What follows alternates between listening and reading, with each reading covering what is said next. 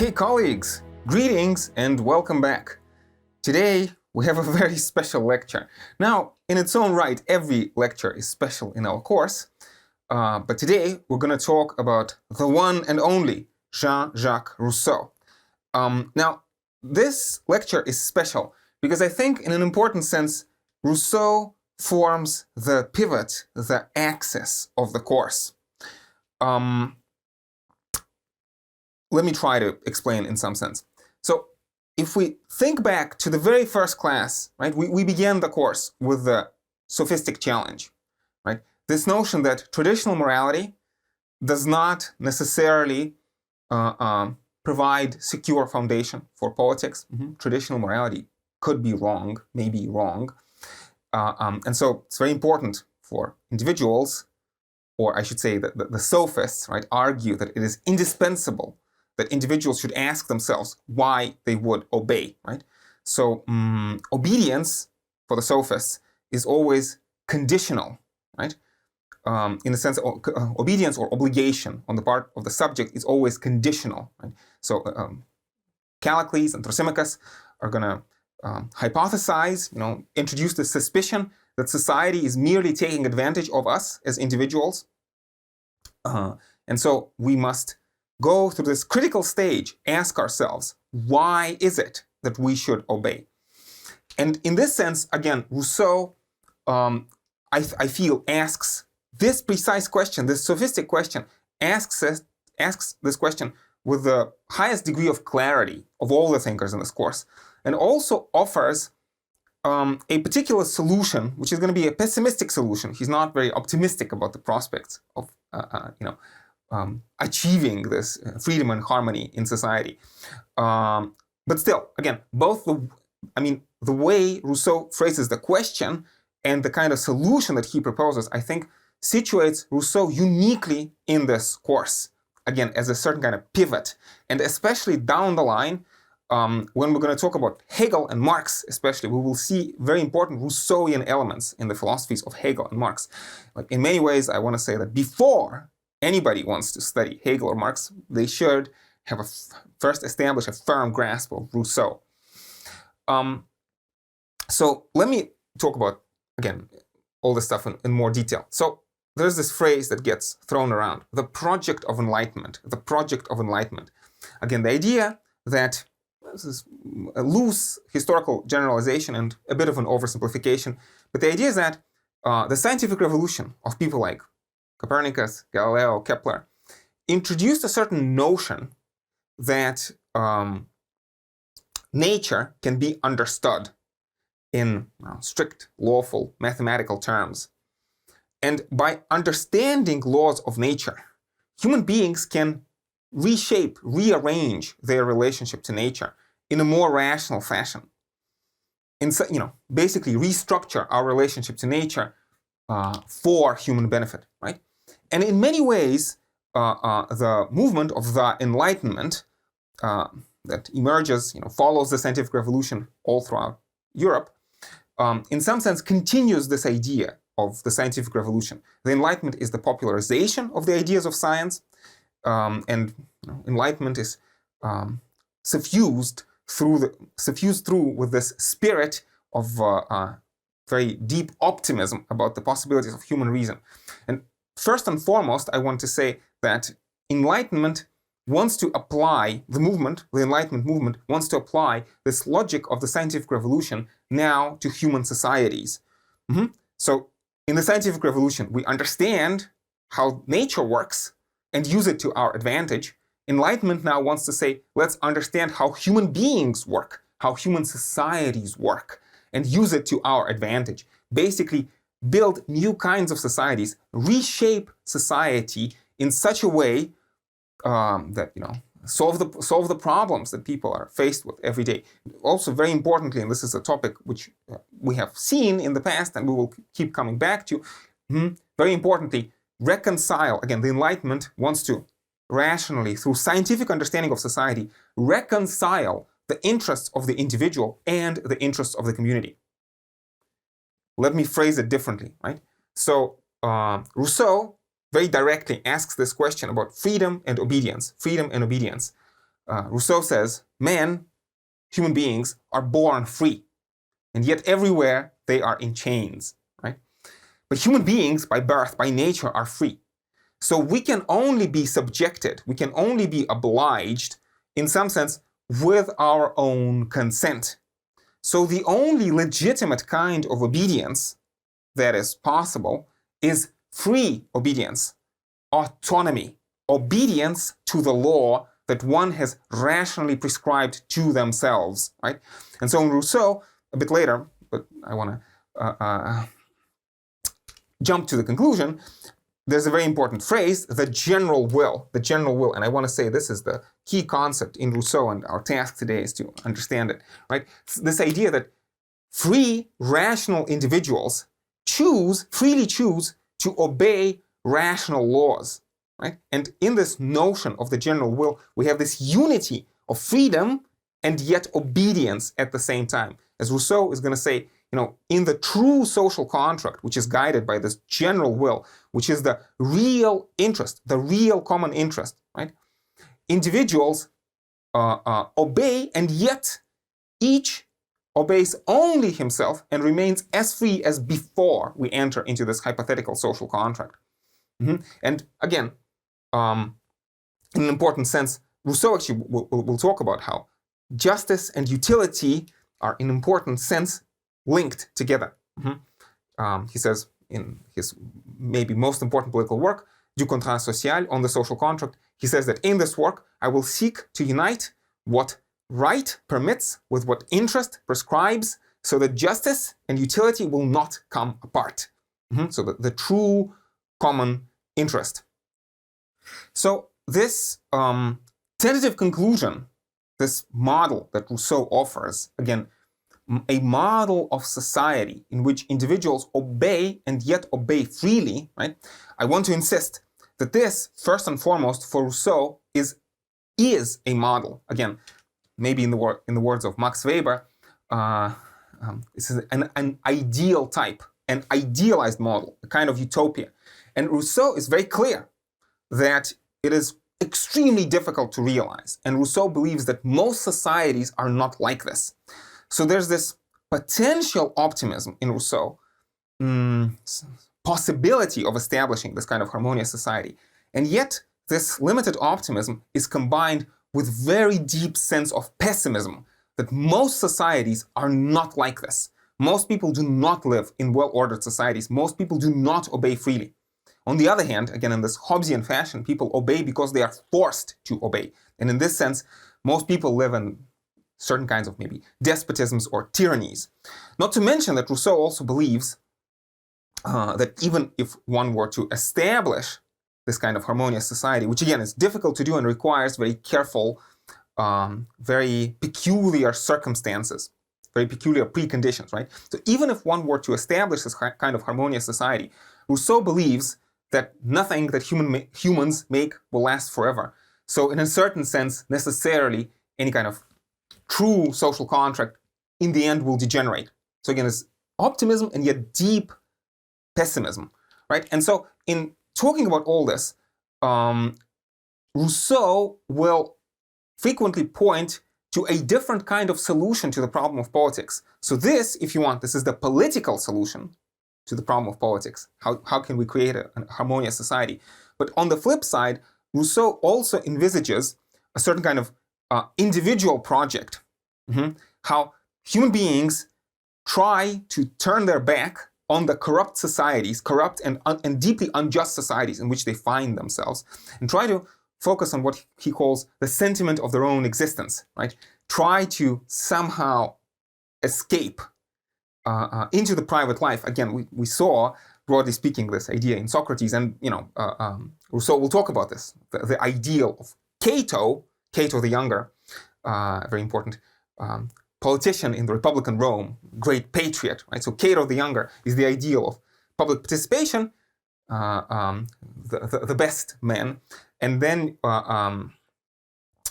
we have Socrates, who's the ideal of the private virtue, right? And Rousseau oscillates between these two ideals.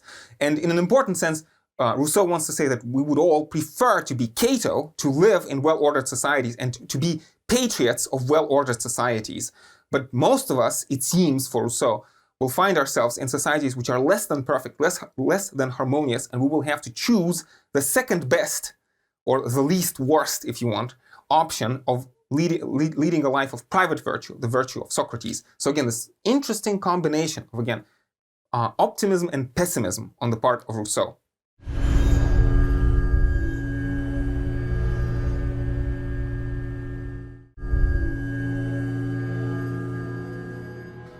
And again, before we talk about Rousseau in detail and in order, I just want to, foreshadowing some of the ideas, just mention Rousseau in relation to several other philosophical names. So I think a very important connection is between Rousseau and Hobbes. So I will argue, and this is very often not the way Rousseau is read, but I insist on this reading. I will argue that Rousseau agrees with Hobbes on all the major points. It's a strong and controversial assertion on my part, and I advise you to take it with a grain of salt. It's everything I say in this course. But again, my interpretation of Rousseau is going to be Hobbesian in an important sense. I will point to some crucial differences, but also I feel that the basic approach, this mechanistic approach, again, this idea that human beings are not naturally cooperative, that there's also a certain place for war of all against all in Rousseau, just as in Hobbes. Again, there's this idea that in most societies, people obey only because they're forced to obey, because of fear of death. This force and violence at the basis of most societies. This is what Rousseau and Hobbes shares. And also, very importantly, that for Rousseau, just as for Hobbes, nothing is good or evil by nature. So Rousseau, against Locke, will not believe in natural law or natural right. But it is up to the sovereign to decide what is good or evil in any given society, or in the vision of the true social contract. The difference is going to come in the fact that Rousseau, in Hobbesian terms, favors what Hobbes would call democracy, specifically his Hobbesian vision of the democratic sovereign assembly of man, Hobbes says, into which every citizen has the right to enter. And again, Hobbes talks about monarchy, aristocracy, and democracy, and Hobbes has this preference for monarchy, but also believes that democracy is possible. So if we focus on the Hobbesian vision of democracy, I think we see a very important homology between Hobbes and Rousseau. And again, the difference is going to be that the Hobbesian kind of monarchy and aristocracy, Rousseau will not support, but this is, again, more of a nuance. So again, rushing a little bit ahead, but let me also mention Rousseau vis-a-vis a couple other philosophical names that we talked about in the past. So Rousseau versus Augustine is going to be an important topic throughout the rest of the lecture. So Rousseau has this interesting phrase. He says, men by nature are innocent, not necessarily good and certainly not bad, but they're innocent, like morally neutral. But men are innocent. They're not naturally sinful. It is society that corrupts us. But paradoxically, only society can redeem us. And I'm talking about Rousseau versus Augustine because Augustine has this deep notion of original sin, and Rousseau is a big believer in original goodness of man. And again, in this sense, there's an important point of optimism in Rousseau, which does not exist in Augustine. And again, this idea in Rousseau that, again, this vision of true social contract, which is hard to realize, but possible in principle to realize here in this life, which is completely antithetical to Augustine's deeply pessimistic vision. And also, throughout this lecture, I will keep referring to how Rousseau is actually writing in opposition to Locke, I think, in a very important sense. So notice, I'm saying that Rousseau is in basic agreement with Hobbes, but is in deep opposition to Locke, I think. And I have to, I think, very important, make this point, right? My presentation of Locke was deeply unsympathetic and deeply critical. And in many ways, I feel I have to apologize for that, right? Because I feel that in a proper lecture, within my own philosophy of education, the professor always needs to try to show the positive, the strong sides of any given thinker. And it's very hard for me to do it with Locke.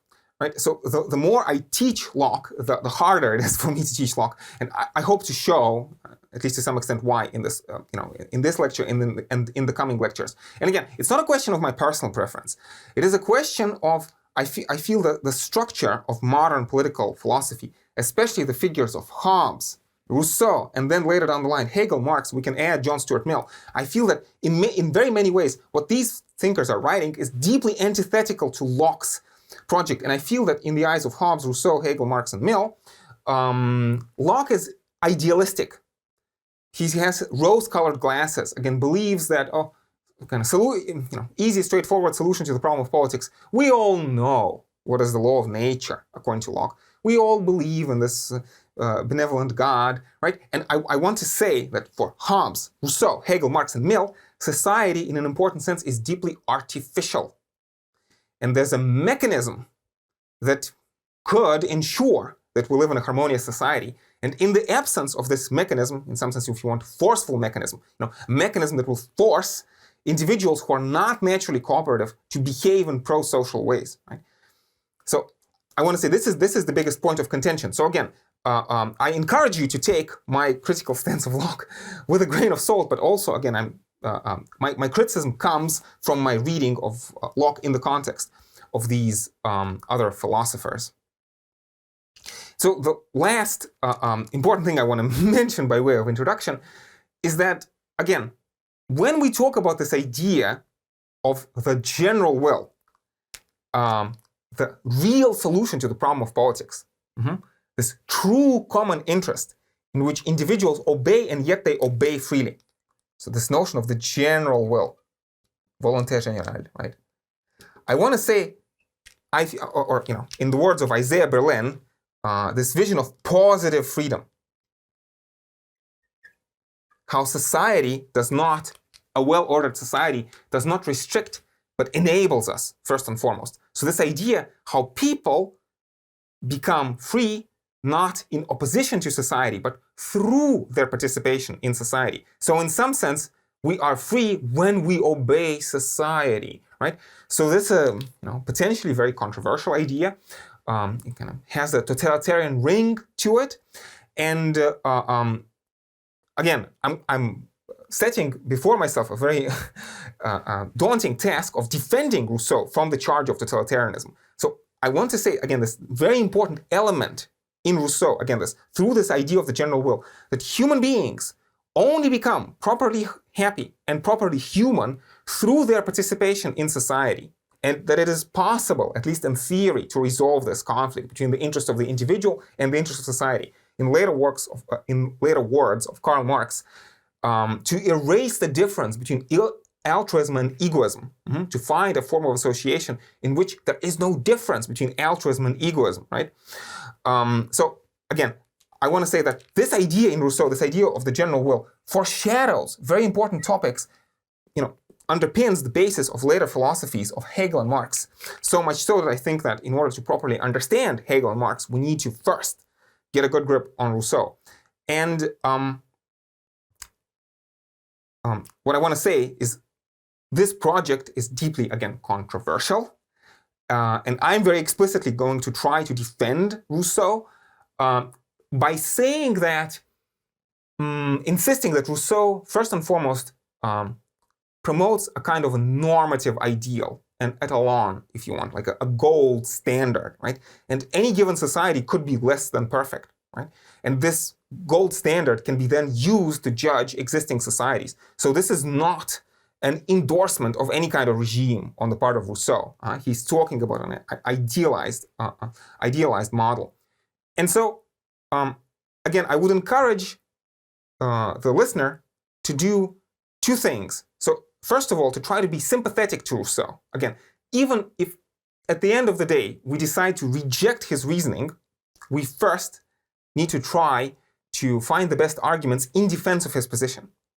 Having gone through the best arguments for it, then maybe we can reject it, but reject it critically with the understanding of the reasons, exact reasons why do we reject Rousseau. So I feel that there's value in trying to think through Rousseau, even if at the end of the day we decide to reject his notions. And the other thing I want to stress from the very beginning, I feel that, again, if we read Rousseau carefully, it is very clear that he is not a defender of totalitarianism in any shape, matter, or form. The most important political value for Rousseau is freedom, and he is, I feel, first and foremost, merely trying to sketch out the necessary conditions for a free society. So maybe at the end of the day, our conclusion will be that free society is impossible and that Rousseau is unrealistic. That could be our conclusion. But I think it would be completely wrong to think of Rousseau as a promoter of totalitarianism. So this is my general methodological introduction. And in the next segment, we'll begin talking about the step-by-step details of Rousseau's political philosophical project.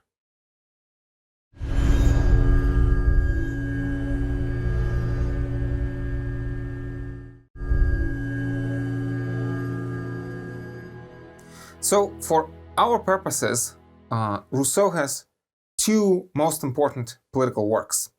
One is the second discourse, Discourse on the Origin of Inequality Among Men.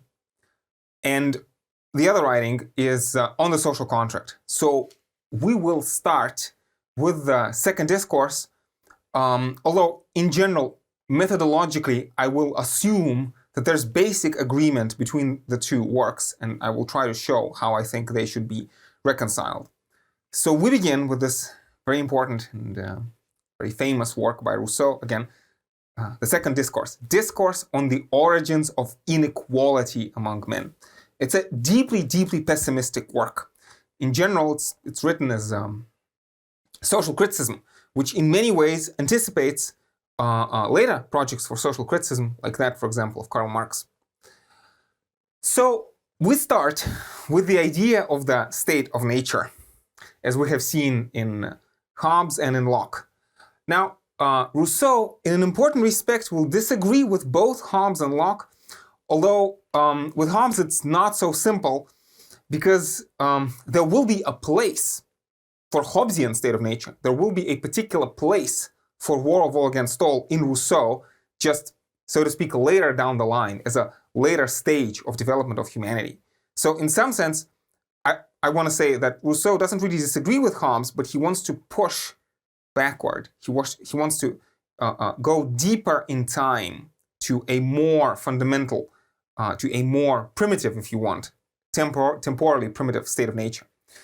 And when Rousseau talks about his state of nature, now Rousseau is writing before Darwin, so we have to ask ourselves this question: is he writing about human beings? And the answer is not exactly, not necessarily. So Rousseau, in talking about the state of nature, is talking about a certain kind of hypothetical reconstruction of human nature as it existed before the emergence of language and society. So again, in contemporary terms, he is probably not talking about Homo sapiens, but wants to push backward. And Rousseau, in his hypothetical reconstruction, in some sense, wants to think of maybe children, animals, or what he would call primitive tribes. So people who live in simpler conditions, hunter-gathering conditions, Aboriginal tribes of the Caribbean or of America or of Africa. And he's not going to directly point to children or animals or tribes, but he's trying to distill a certain kind of essence of what proto-humans might have looked like before society and language had emerged by looking at these examples.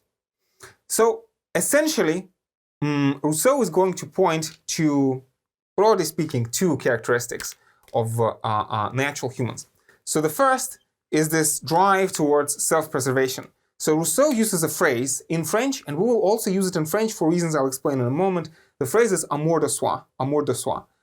Amour de soi in French literally means love of self. Now the reason I say this in French is because there's going to be another term, which is amour propre, which also means love of self in French, and it's a different kind of emotion. So usually in scholarship, people just use the phrase in French, and this is what we're going to do as well. So this amour de soi, love of self, is a drive towards self-preservation. It is aversion to pain, in some sense, if you want, desire for comfort. And it has important connotations, I feel, of when we talked about the Hellenistic schools, this notion of ataraxia, freedom from disturbance, freedom from pain, like in Epicureans, for example, or even in Cynics. And Rousseau actually uses the Latin phrase with a Latin root, indolentia, which in Greek would be aponia, which is cognate, not cognate, but related to the word ataraxia, again, this freedom from pain. And it is, how should I put this? It is an eminently non-conflictual, and it's very importantly, it is a passion that can be satisfied. So if you think of animals in the forest, or maybe if you, my dear listener, if you have pets like cats or dogs, so imagine, your pet has gone for a walk, has had a good meal, and now they just rest on a couch somewhere. They just feel good. They feel fine. They feel satisfied for the moment. They are not driven by this Hobbesian perpetual and restless desire. This is the kind of thing that Rousseau is pointing towards. And he wants to say that this love of self, again, amour de soi, provides for a limited kind of compassion, limited sense of pity for all other living creatures. Now, of course, some animals are carnivores, and they will resort to eating other animals. But by and large, again, the idea in Rousseau, and by the way, Hobbes also agrees with this, that by nature, animals and humans naturally do not want to inflict gratuitous, frivolous kind of violence, right? So there's, again, a limited sense of compassion. Now, I have to stress, now, Locke has this, Rousseau would say, deeply idealistic, deeply implausible picture of human beings as naturally recognizing their obligations to others, again, natural sociality. Pity is not like that. Pity is only limited compassion, it's limited sociability. We do not want to inflict gratuitous violence, and if we can spare the surplus, maybe we would even help each other out, just to, again, Hobbes' phrase, relieve ourselves from the pain of compassion, right? But this does not provide any kind of robust foundation for, again, harmonious sociality on its own. So this is the first characteristic, again, this amour de soi. And related to it, sense of pity, sense of limited compassion. And this is by and large common to all animals, Rousseau believes. And again, this notion that, again, most animals, their desires are limited. It is possible to satisfy those limited desires. Provides for a relatively harmonious state of nature. And very importantly, Rousseau will argue that in this original state of nature, there is no scarcity. And I think he's on fairly solid ground here, biologically speaking. First of all, we can look at bones of hunter-gatherers. It's a whole special topic. I encourage you to look it up on your own, studies in demography or in anthropology. It seems that indeed ancient hunter-gatherers were free from the kind of scarcity that later, especially agricultural society, engenders. And this is a very interesting observation about human bones. Again, bones of hunter-gatherers. Hunter-gatherers appeared to have, judging by the bones, to have lived longer lives, more pleasant lives, freer from scarcity than later agricultural generations. Again, in Rousseau, we will see again a degeneration from the state of nature, how the original, more primitive condition was better, and then there was something like a fall into this agricultural toil and scarcity. And it's a complicated topic, but anthropology, by and large, seems to bear out Rousseau's picture. Anyway, so again, but the point is that relatively there's no scarcity. And another thing that Rousseau can point to is that hunters, when they go into the woods and they hunt for, deer or what have you, wild animals, most wild animals in the wild, in the natural habitat, are not starving. I mean, if you live in a city, you can look at stray cats on the street. This is, has been my experience throughout many cities in the world. The wild animals are not starving. They're not like horribly on the brink of starvation. Now, Obviously, there are some mechanisms that keep populations in check, and that's not to say that animals never starve, but by and large, the idea is that scarcity is not endemic to natural world. Scarcity and systematic suffering is not endemic to the natural world. Again, it's going to be a huge contrast, because in society, very often you will see large swaths of the population, on the brink of starvation, right? So the kind of horrors that human societies bring with them, right, are incomparably larger to the kinds of grief that animals and, hunter-gathering human beings in prehistoric times appear to have suffered, right? So it's an important, this notion of downward slope, not really a progress, but a regress. And again, this first point about self-preservation is common to more or less all living creatures. Now, what sets human beings apart is the second characteristic of perfectibility.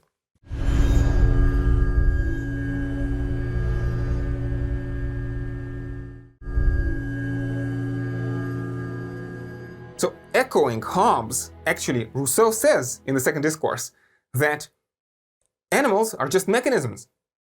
And he says that human beings are also just mechanisms, with this very interesting distinction, that human beings have this capacity for change.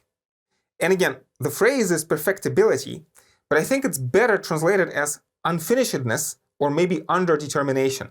Again, etymologically, the idea is that a creature is I don't want to say a creature because that implies a creator.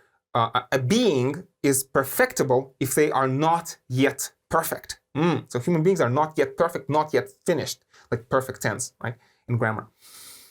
And again, this is a very deep idea that, in some sense you can see anticipation of Nietzsche or maybe even Freud in what Rousseau here is talking about. Think back to Protagoras. Again, animals are pre-programmed by instincts, but human beings are born unfinished. We need societies and families to finish us in some sense, to determine us. And this is why, incidentally, history is going to be hugely important. Again, this is another big difference between Rousseau and Locke. Locke is a deeply ahistorical thinker. It doesn't thematize history. History plays no role in Locke. For Rousseau, it's very important that human nature is capable of change throughout historical time. But despite what the name implies, perfectibility, mostly perfectibility is our capacity to change for the worse. It's a deeply pessimistic picture for Rousseau. So again, we have this natural innocence, and we lose this natural innocence through perfectibility. Also, another thing I want to stress is that perfectibility, broadly speaking, appears, I think, as more of a social characteristic. If you think of most human beings who live throughout history, or if you think of, individuals today, throughout their lives, most individuals don't change very much. But cultures throughout historical times change tremendously. So the life of, let's say, my cat is not very different from the life of let's say, some cat 10,000 years ago, especially if they were domesticated, or maybe 2,000 years ago. But human life, because, again, of this cultural underdetermination, and cultures do change throughout history, right? This introduces very important element of variability. And this is kind of another important attack on the notion of natural law. It's natural moral law in Rousseau. There is no one set standard of morality for all times and places. Human beings evolve, human cultures, human societies evolve in an important sense.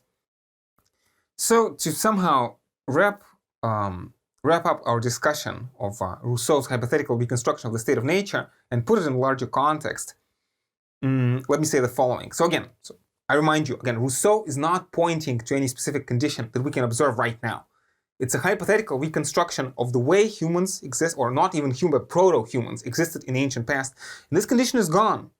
We cannot return to it. By looking at children, animals, and tribes, Rousseau imagines condition before scarcity, before language, before reason. Reason presumably relies on language.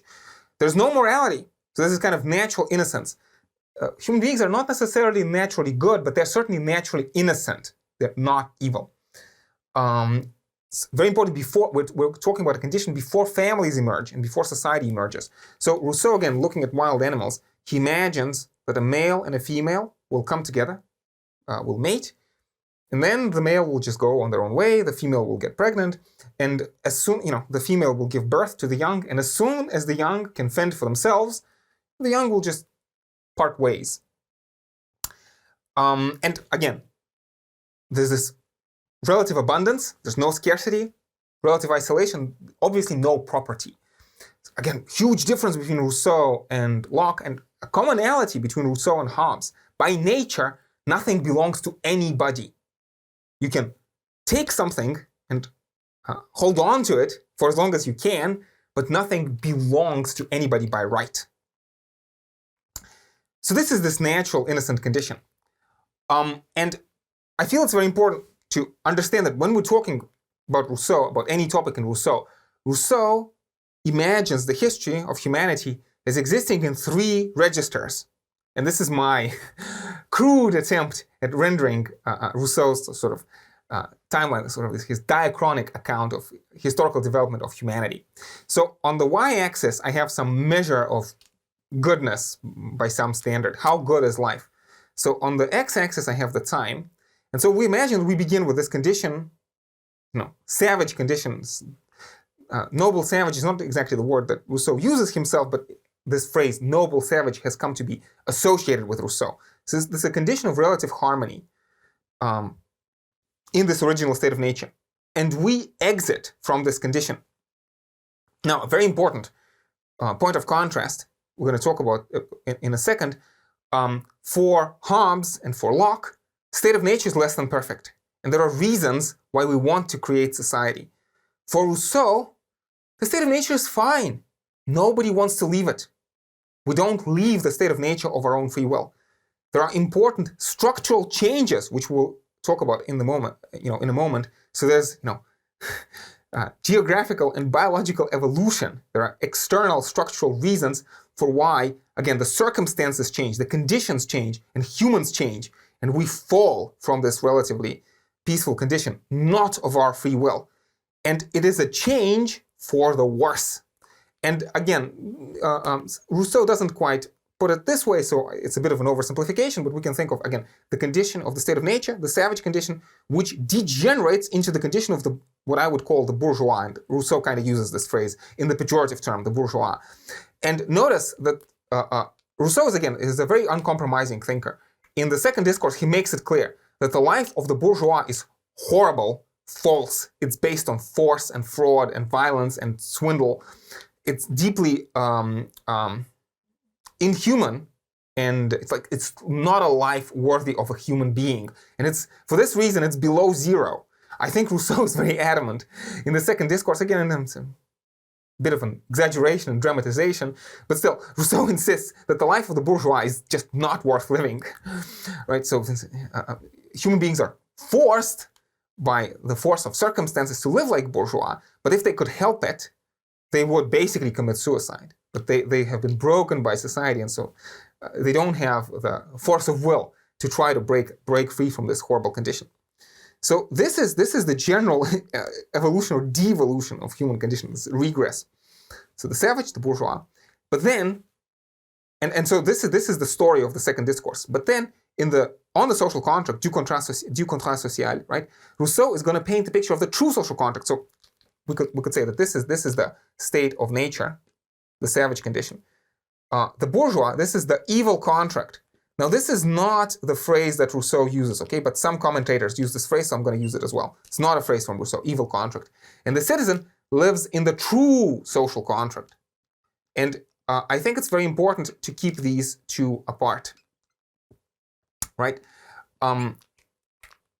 Because there are three registers. And again, now, also, I remind you, a very pessimistic idea in Rousseau, that all true social contracts will degenerate, and all true social contracts will fall and degenerate back into this bourgeois condition. That's why the line from the bourgeois to the citizen is dotted. It's not a given. Very few societies will undergo this transition, but all true social contracts, according to Rousseau, will fall. So this is why this line is solid. Rousseau's pessimism. And again, very few people find themselves in this perfectly harmonious condition. And notice that it is better to be a citizen than to be a savage. This is the pinnacle of human perfection. So again, it's very important to remember about these three registers. Also, it's kind of important to remember that for reasons I'll explain in a moment, there is no going back. So from the this bourgeois condition of the evil contract, it's impossible to go back to the savage conditions. This is the only option, but it's not a simple option. And so you can think of all sorts of ideas in Rousseau, like marriage, or agriculture, or patriotism, or family. So marriage, agriculture, patriotism, family. Let's talk about them briefly. So the savage condition has no marriage, has no agriculture, has no patriotism, no family. Condition of natural innocence. In the bourgeois condition, there is marriage, agriculture, patriotism, and family, and all of them are bad. All of them are deleterious. Marriage is just legalized prostitution. Agriculture is sweat and toil. Patriotism is a false swindle when the rich and the powerful force, through force and fraud, right, drive the common people to kill them, kill each other. And in a xenophobic fashion, to hate the others, although there's no deep reason. And family is also deeply conflictual, deeply bad. For Rousseau, again, people are forced to live in families, and the husband lies to the wife lies to the husband, and the parents oppress the children are trying to steal from parents. So it's a condition of conflict. Again, remember, we talked about these very important terms, conflict and consensus. This is very much a picture of conflict for Rousseau. Think of Callicles and Thrasymachus. Rousseau is very much with Callicles and Thrasymachus. But then he wants to say that there's this potential for the true social contract. And the true social contract, now in the true social contract, marriage will be a true spiritual union between people. So it's going to be good. And agriculture is going to help the citizens acquire independence from other states and from the force of nature, right? It's going to be good. And patriotism is going to be crucially important in the true social contract. And again, family is going to be wonderful in this seat of civic education. So again, this is going to be the vision of consensus. But it's important to remember that Rousseau operates in these three registers. And I feel that very often people make mistakes when they talk about Rousseau because they forget that Rousseau has these distinctions, and especially that, again, he offers this idealized true social contract vis-a-vis which he's going to be an advocate of patriotism, but he also has this radical critique of most existing societies which he thinks are evil and have no legitimacy behind them.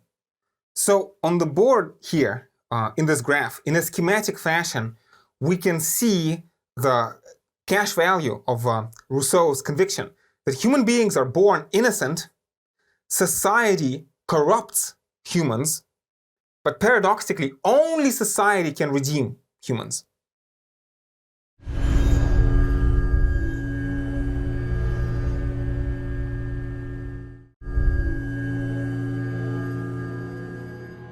So now let us discuss in more detail the reasons for the fall. Why is it that human beings exit the state of nature, not of their own free will? So in this sense, Rousseau, together with Montesquieu, together with Jean-Baptiste Vico, and maybe Hobbes to some extent, can be seen as the founder of modern academic discipline of sociology, right? So what we're going to do, what Rousseau is going to do, is he's going to offer a structural account, structural causes independent of human free will, let's say, independent of individual responsibility, that lead to global change in circumstances. Again, the change in the nature of human societies and change in human nature itself. So we begin with the population increase. And it's hard to say exactly why population increases, maybe because human beings are just so good.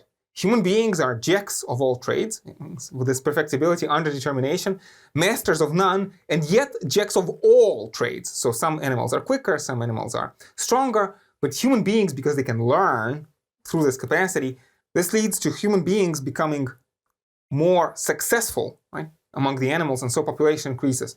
Or maybe something else happens. Maybe due to, something like climate change or natural disasters, the population density increases because there's less habitable land available. So who knows? But for one reason or another, population increases, And as a result, human beings are forced to live together, first in families and then in tribes, in small tribes.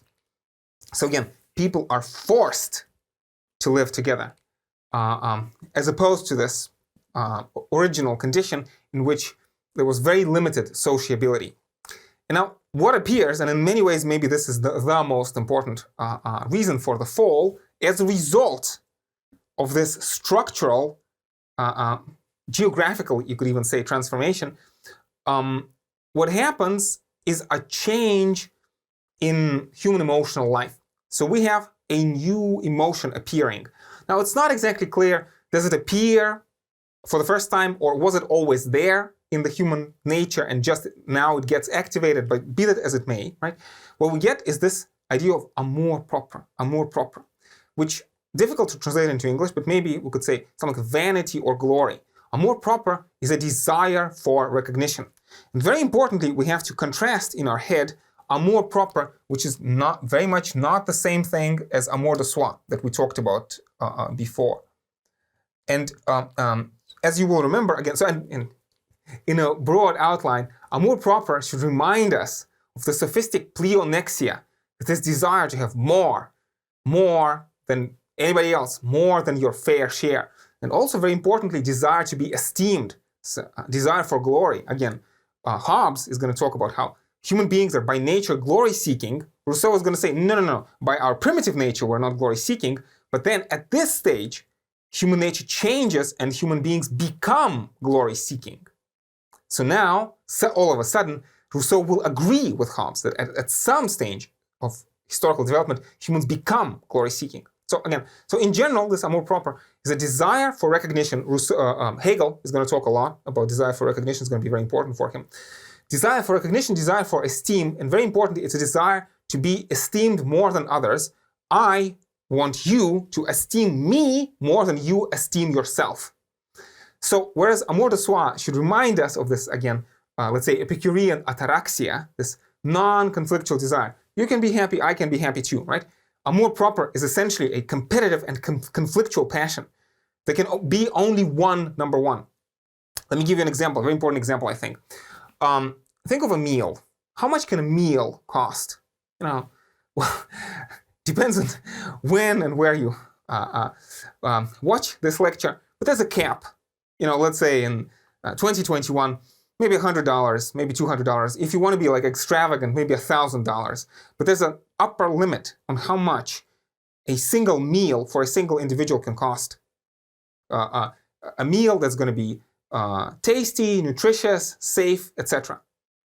So this, in terms of amour de soi, our desires can be satisfied. But now think of this in different terms.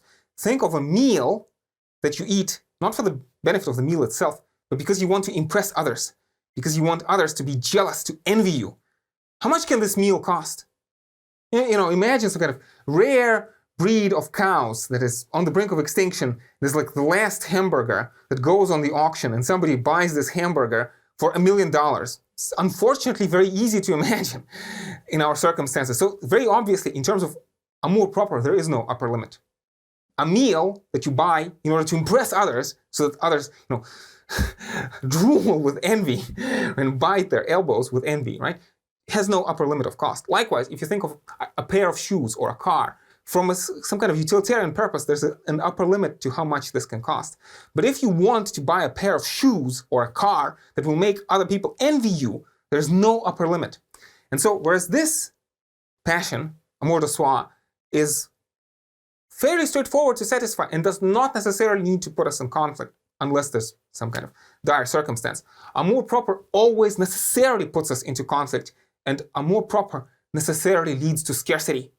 Because if people insatiably want to have more than their fair share, more than they need, so to speak, then it's impossible for everybody to be satisfied. So this is the fundamental, maybe the most important reason for the fall that again emerges. And notice, for Rousseau, this is not because human beings are evil or original sin. No, this happens in spite of us, for structural reasons, Rousseau would say. So the next thing that happens is the emergence of metallurgy and agriculture. And Rousseau goes into this interesting speculations onto as to how these could have emerged, especially metallurgy, which seems to be deeply unnatural. There must have been some kind of chain of accidents that would have led human beings to discover metallurgy. But again, the ultimate point for Rousseau is that in an important sense, metallurgy and agriculture are unnatural, they're kind of dangerous, kind of hard to do. They involve a lot of sweat and like uncertain work for uncertain payoff. So like people do metallurgy and agriculture because they are forced to do metallurgy and agriculture. Hunter-gatherers would not engage in them of their own free will. If you can just roam through the forest picking apples from, wild apples from trees, you would never sweat and toil in agricultural terms. So the change in circumstances, especially increase in population and decrease in availability of resources, would drive you to engage in agriculture. Notice also, agriculture is sedentary. It's very difficult to tax nomads. To try to enslave nomads or impose taxes on nomads is difficult to do because nomads, they just pick up and leave. But the agriculturals are tied to the land. So if you have an army, and metallurgy allows you to get an army, you step on their fields and you threaten to burn their crops unless they give part of the produce, right? And what can they do, right? So agriculturals are uniquely, unfortunately, vulnerable to being exploited. And in general, metallurgy and agriculture, the most important thing that they do is they exacerbate natural inequalities. Remember, the second discourse is called The Discourse on the Origin of Inequality. Rousseau asks, how does inequality appear? And Rousseau is going to say that by nature, okay, yes, some people are slightly shorter, slightly taller, slightly stronger, slightly weaker, but by and large, we are all approximately equal. Again, and contemporary anthropology tells us, that within hunter-gathering tribes, there's the chief and there's maybe a child, but in general, the distance of power between them is not all that dramatic. Compare the distance of power that emerges in civilized society. Compare the pharaohs of ancient Egypt, for example, to this approximate egalitarianism of hunter-gatherers. Now you can have vast differences of power. Godlike pharaohs compared to the lowly peasants or lowly slaves. So what metallurgy and agriculture do, they exacerbate natural inequalities. And in an important sense, Rousseau is going to say again, society is artificial and unnatural. Property is artificial and unnatural. And inequality that exists in society is mostly artificial and unnatural. So again, let me write the word inequality. And there's a deep criticism of this idea of inequality because it is artificial and unnatural, implicit in Rousseau. And the last point, and this is often the point on which people focus, although I think all three, Amour, propre, Metallurgy Agriculture, corn and iron, right, and private property, all 3 points are important, but very often people just focus on one of the 3, or sometimes on the second one, sometimes on the third one. But when we talk about private property, again, Rousseau has this idea that in the state of nature, nothing belongs to anybody. Rousseau is against Locke. There's no natural right of property. Any kind of exclusive property right can only exist as theft, basically. And this is exactly what Rousseau is saying. He says, the first person who has enclosed a piece of ground, put stakes or dug a ditch, right, was the true founder of civil society. And Rousseau thinks that so many horrors and abuses can be traced back to this first act of theft, actually. Again, like private property appears first as theft. It can never be lawful, right? So people, by force of their arms, enclose a piece of land, and then through fraud and swindle, deceivingly convince others that it's not just theft, but it belongs to them by right. And again, private property also exacerbates inequality. And again, this is deep and important ideological element in private property for Rousseau. It's an unjust usurpation, which masquerades as legitimate right in, again, bourgeois evil contract societies. So the result of this entire picture is, again, as we have alluded to, is scarcity. And as a result of scarcity, we get exactly Hobbesian war of all against all. So when I said that Rousseau is in basic agreement with Hobbes, I meant this very seriously. Rousseau wants to say that, again, what happens is that poor fight against the poor fight against the rich fight against the rich, everybody fights against everybody. We have this condition of war, which is basically occasioned by scarcity. It's a deep analogy between what Rousseau is saying and what Hobbes is saying. So Rousseau has the state of nature in this primitive past, but then in the later stages of the state of nature, it degenerates into exactly Hobbesian war of all against all. So this is how you can reconcile Hobbes and Rousseau. They are talking about the same thing, but just, using the state of nature to refer to different stages of the same process. And this war of all against all, and especially fear of death and fear of insecurity, leads people to compact this evil contract. And again, this is not a phrase that Rousseau uses, but essentially this is what it is. And Rousseau is adamant that the evil contract is a swindle. He says that the rich fool the poor, the rich minority swindles the poor majority into accepting the terms of the agreement. Rousseau is adamant. Rousseau is very uncompromising, very dramatic. He says it is better to die as a free man than to live as a slave. It is better to die fighting for your freedom than to live on your knees, right? And basically he wants to say that in some important sense, it's not people's fault. It's not the fault of the poor that they accept the terms of the evil contract. Like, what can they do? They're forced to accept it by fear of death, fear and danger of violent death. So again, in this sense also, there's a deep analogy between what Rousseau is saying and between what Hobbes is saying. But at the end of the day, Rousseau will say that if people could, they should have fought for their freedom. And it's an unfortunate, tragic fact that, again, human beings, deep, important analogy here between Rousseau and later psychoanalytic tradition, especially Freud or Lacan, for example, right? Or, think back to Protagoras, again, this idea that sociality involves an important element of violence. Children are born free and they have to be broken by society, domesticated by society, in order to become part of society, sort of internalize this fear. Again, like in Hobbes, fear is the most important political emotion. Again, so Lacan interprets this Oedipal complex in Freud in this fashion. Again, this figure of the other, figure of the father, if you want, right? So we internalize the voice of conscience, this social taboo, and this again involves a certain fundamental violence which is done to the free children who now have to be like broken and become obedient, right? And so it is a story of the fall, and notice it's a structural story. And as a coda to this entire story, Rousseau says, you think it's bad? Well, it's going to get even worse.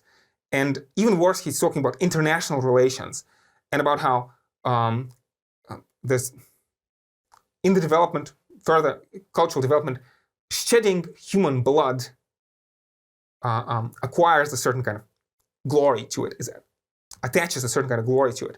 And he points to the genocidal wars when city fights against city or country fights against country. And, he talks about the horrible atrocities which are committed, let's say, in a siege of a given city, when the conquering army is marauding and raging through the streets. And again, as we're talking about all this, think back to Locke. Remember back Locke, who talks about, this law of nature that all rational beings, have in their heart. This is very importantly not the picture that Rousseau is painting. He's going to say it's not individual people's fault. Again, the circumstances are changed. Our psychology is changed. Again, there are structural reasons. But what happens is that, again, at the basis of civilized society, again, this bourgeois evil contract, this deep, again, force, fraud, violence, swindle. Within the countries, again, the ruling factions oppress the majority of the population, and between countries. So in an important sense, again, within this order, there's no justice within the states or between the states. Again, this deep repudiation of Locke. And I think if Rousseau confronted Locke, he'd say that at best what Locke does is he paints like in Marx, to use a Marxist phrase, it's an opium for the people. It's a sedative drug. Locke just sings us a lullaby. Says, oh, it's so fine. This order is based on justice. And Rousseau will have none of that. No, the vast majority of human history is based on force and fraud, right? And in this sense, he anticipates what Marx is later going to say, the deep element of social criticism in Rousseau. But in the next section, of course, we're going to have to ask a question. Is there an alternative? Is it possible to escape from this bleak condition? And Rousseau's answer is going to be deeply pessimistic, but a qualified yes. It's a possibility. It's not a surefire possibility. It's a very problematic possibility. It's very difficult to achieve. But there is a possibility. There's a vision, a possibility of true social contract or harmonious society. And this is what we're going to talk about in the next segment.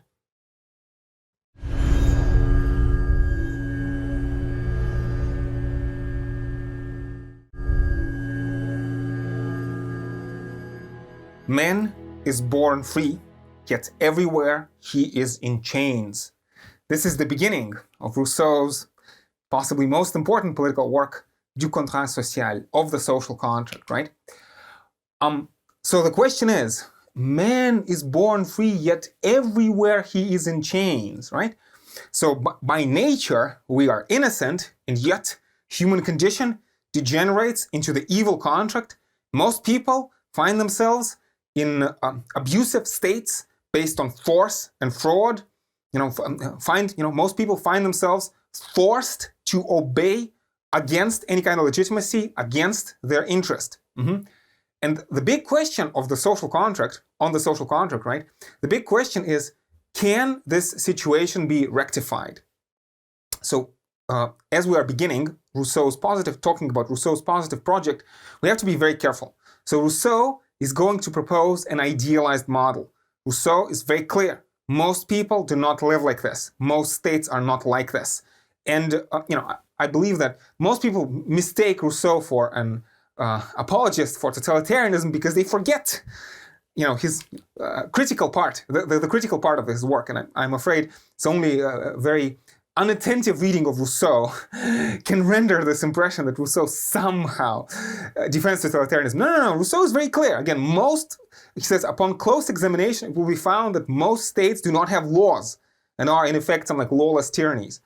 But what is the possibility? What can render the chains legitimate? How can we obey? How can obedience, how can obligation be legitimate for Rousseau? This is the task of On the Social Contract. So the true social contract is going to be based on the free obedience.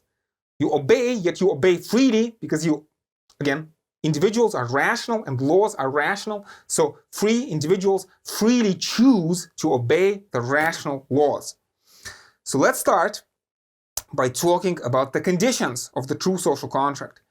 So again, these are the conditions which are very difficult to achieve.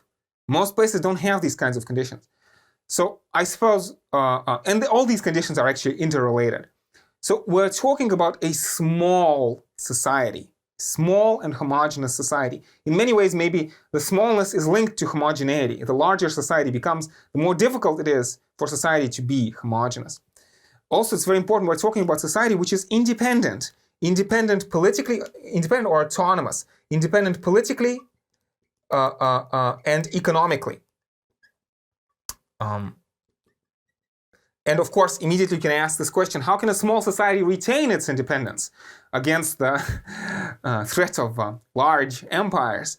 And the answer seems to involve a great deal of luck. I mean, Switzerland, well, it would obviously be an exaggeration to just say, oh, Switzerland is the model of the true social contract. It's probably not, but it's close, right? And Rousseau himself will very often idealize Geneva as this city-state, which unfortunately, most historians would probably be very wary of just, identifying actual Geneva with Rousseau's idealized condition, right? But a small agricultural republic which is protected by natural barriers, let's say mountains, from the pretenses of, huge and mighty empires. Another thing that Rousseau is going to point to is confederations. So small states, maybe city-states, it's difficult for them to protect themselves, so they have to resort to leagues and confederations. And you immediately can see it's difficult to do. And it's difficult for these states to retain their independence for long. So actually the two primary examples, or let's say the three primary examples that Rousseau is going to have in mind whenever he talks about the true social contract is going to be Republican Rome, it's going to be first and foremost ancient Sparta, and maybe again to some extent Geneva.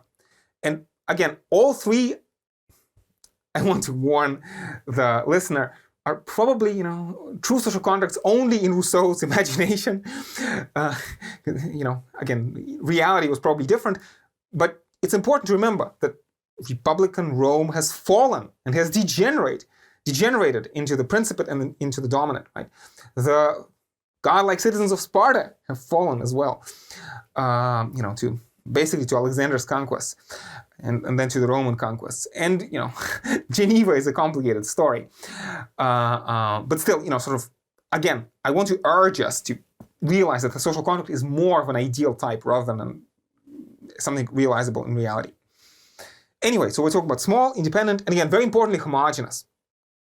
So this homogeneous society, because again, the general will is based on the true common interest. A commonality of interest. Again, two sailors lost at sea in the same boat have the same interest to reach the shore, have to work together in order to survive. The true, genuine commonality of interest. Think about the ring of Gyges, the ring of invisibility. When two people in the boat, I have the ring of invisibility. Okay, I put the ring onto my finger and turn invisible, but if only the other person rows to the shore, we die. We have to work together in order to survive. We are in the same boat. So only in such a society, there are very specific conditions, the true commonality of interest, which makes society possible. So huge difference between Rousseau and Locke. Society for Rousseau is not natural. It's deeply artificial. It requires these very finely tuned conditions to exist. And so when we talk about this homogeneity, there should be no factions. Or, alternatively, Rousseau says, maybe you can have lots of factions, so many factions that they're politically unimportant. So either very many factions or no factions at all. So, but in either case, homogeneity. So, society in which there's distinction, let's say, between Protestants and Catholics, it's a recipe for war. Between different ethnic groups, recipe for war, for civil war, right? And most importantly, of course, and again, in this sense, Rousseau anticipates Marx, homogeneity between rich and poor, right? So for Rousseau, the class conflict between rich and poor is the most important challenge to the stability of the true social contract. And we have to be careful, because what is the greatest political value for Rousseau? I want to say, for Rousseau, just as for Hegel, just as for Marx, the most important value is freedom, not equality. Rousseau, Hegel, and Marx don't care about equality. If you think about this for 5 seconds, equality is not a good thing in any shape, matter, or form. We can all be equally poor. We can all be equally sick. We can all be equally dead. Equality in and of itself can never be a value, and it is not. I want to insist on this point. So certain kinds of equality are good for Rousseau, Hegel, and Marx because they are instrumental for freedom. But the value is freedom, not equality. Let me be very clear about this. So likewise, when we talk about extremes of wealth and poverty, it's not the inequality itself which is bad, but the consequence of this inequality. Rousseau says, if some people are so poor that they have to sell themselves, sell their vote if you want, and other people are so rich that they can buy the political loyalty of others, true society is impossible. Instrumentally, again, and ultimately, freedom is impossible, because what happens is that if, again, majority is too poor and the minority is too rich, then the rich use their wealth to subvert the political process. Again, this important connection between economics and politics, which we have seen in Aristotle, now we see it in Rousseau, we'll see later down the line in Hegel and, of course, in Marx, right? That approximate economic equality, or maybe much more importantly, economic autonomy of each citizen, like the basic economic security of each citizen, is a necessary condition for politics. And in this sense, I want to say that Rousseau and Marx are completely on the same page. So these are the general conditions. And again, it's very difficult to sustain these conditions. And again, notice sort of your society is small. This leads you to be vulnerable to attacks from the outside. Independence, suppose there's a drought, or maybe famine, who knows, right? So you become politically or economically dependent on other societies. So it's difficult to maintain the autonomy of a small society. It's difficult to maintain this independence. And it's also very difficult to maintain homogeneity, especially homogeneity between rich and poor. This is notoriously what happened to Sparta. Sparta, by winning the Peloponnesian War, is an influx of wealth, which disproportionately goes to the generals, or at least this is the traditional story which is told. And this wealth and inequality corrupts the Spartan politics. How true this is, it's hard to say, but this is one traditional story that is told. So there's a certain kind of natural problem, and of course, Rousseau is going to talk about this very importantly, right? So people who occupy positions of government, governing positions, can use their political influence in order to amass wealth and then secure political influence even further. So there's this potentially vicious circle, and this is one of the reasons why Rousseau feels that any kind of true social contact eventually will dissolve. There are these destabilizing elements, and again, so deeply pessimistic picture, but I think a very deeply realistic picture. Now, these circumstances are hard to achieve, but they're imaginable. But the condition number 4, point D on the board, this one is just straight out a miracle in Rousseau. This is the miracle of the lawgiver. Because remember, what happens throughout historical time for Rousseau is this change in human nature. Humans by nature were innocent, but now they become these false bourgeois, driven by amour propre, vain and glorious, deceitful, people who want to be glorified, people who, as Rousseau says, he says, the savage man, the natural man, lives within himself, whereas the bourgeois lives always outside of himself, lives only in the opinions of others, for the sake of the opinions of others. Leo Tolstoy will pick up this theme of critique of bourgeoisie from Rousseau. So what needs to happen is, again, and this should remind us of the similarity between Rousseau and Hobbes and the dissimilarity of Rousseau versus Locke. Right? Rousseau does not believe Locke. You need a miracle of the lawgiver. The human nature needs to be changed. If you take these selfish, short-sighted bourgeois and you put them in the right conditions, still the true social contract will not emerge. Again, we will degenerate into this Calliclean or Thrasymacheian condition in which society dominates over the individual, and justice is just a mask for the interest of the stronger or the interest of the majority. What needs to happen is the human nature needs to be changed. And this can only happen for Rousseau through this miracle of the lawgiver. So the lawgiver is this mythical figure. Rousseau is going to give some examples. Lycurgus, Moses, Romulus, Mohammed. So these are the historical examples of the lawgivers. Rousseau doesn't say it, but very clearly Rousseau thinks that he himself is also the lawgiver, has the soul of the lawgiver. And the lawgiver is a person who miraculously sees this common interest. And what the lawgiver has to do, the lawgiver has to take this savage or bourgeois multitude, and the lawgiver has to persuade them to change their ways, to change their morality. And again, it's a very important sociological idea, the moral basis of society. That good laws will only help you, will only operate if the moral basis of society is there. And this is an idea that Rousseau basically takes from Montesquieu, spirit of the laws, that the good laws are not enough. You also need a kind of cultural institutions, if you want, a certain kind of upbringing, character of the individuals. And when Rousseau talks about this as a miracle, I want us to be careful. So, on the surface, obviously, appealing to miracles is not a good explanation. And I think that we should be sympathetic to Rousseau.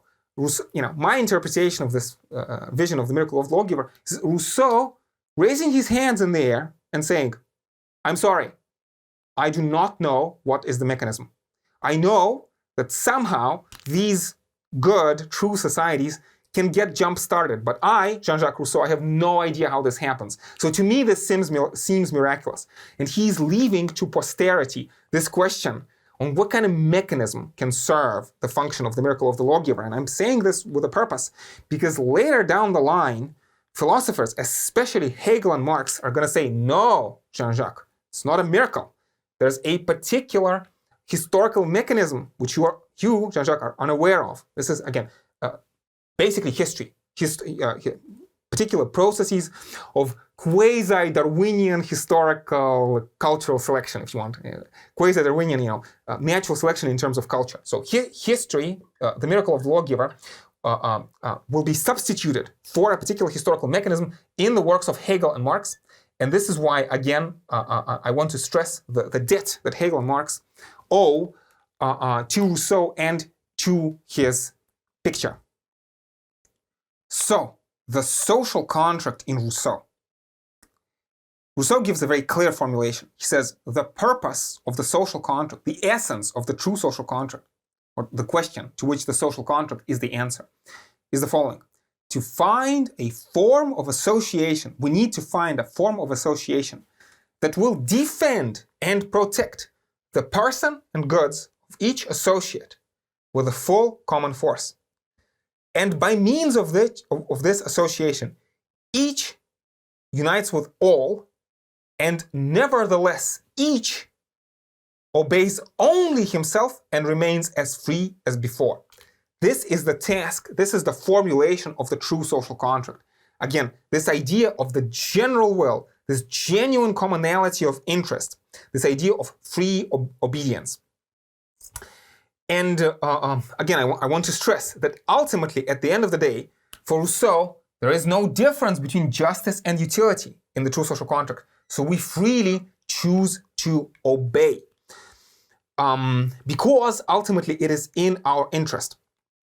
So I suppose maybe the easiest way to explain this is, again, Rousseau is adamant on every page. He says that there is no real sacrifice in the true social contract. What happens is that people freely give up their natural freedom. What is natural freedom? Natural freedom is the freedom of the savage to try to pursue anything that tempts you. So basically, natural freedom is not real freedom for Rousseau. It is only slavery to passion. Natural freedom is slavery to passion. We give this up freely. We don't need it.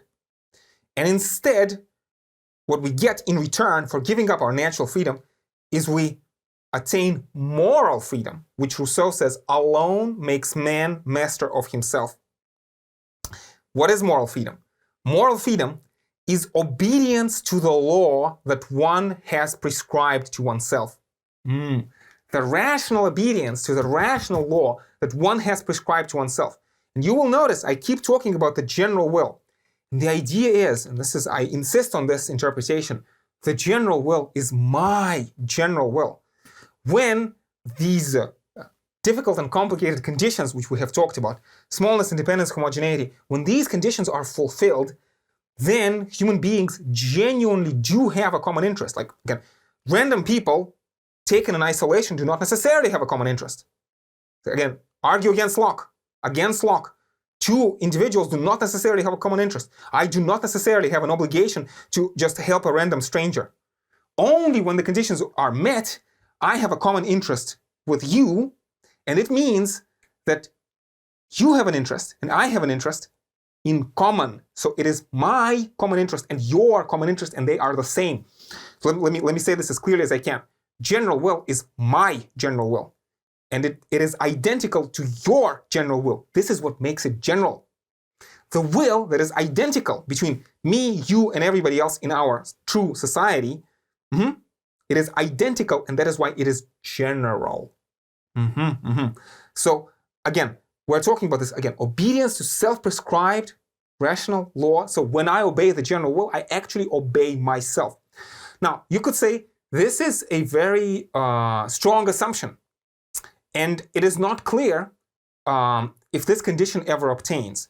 And I want to say that if you want to criticize Rousseau, I think this is a good reason to criticize Rousseau. This is a good reason to be cautious about Rousseau's formulation.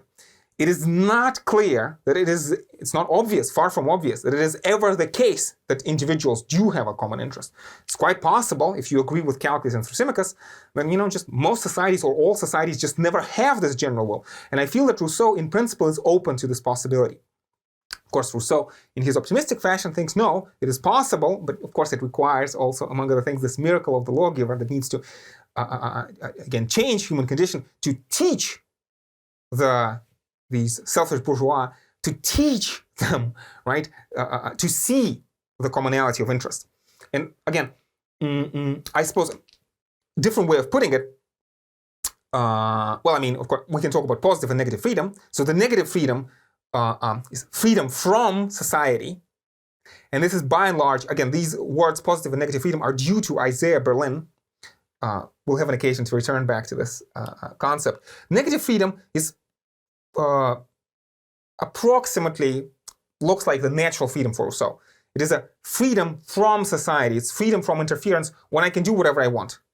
And negative freedom, I think if Berlin explained his conception to Rousseau, would remind Rousseau of, again, this slavery to passion.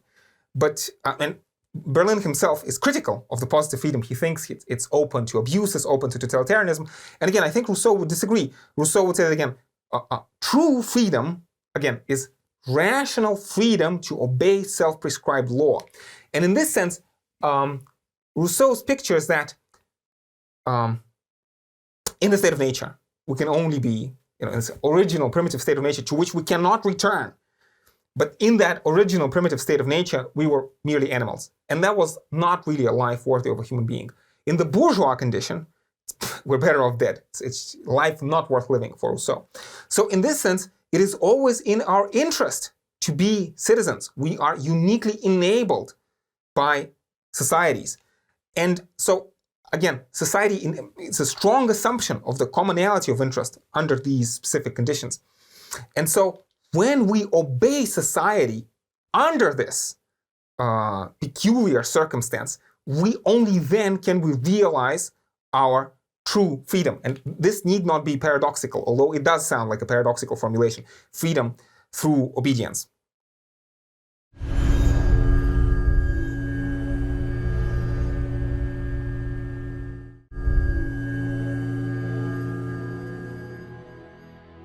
So in many ways, Rousseau's most important idea is the notion of the general will. Let's try to focus on it some more. So Rousseau introduces important distinctions.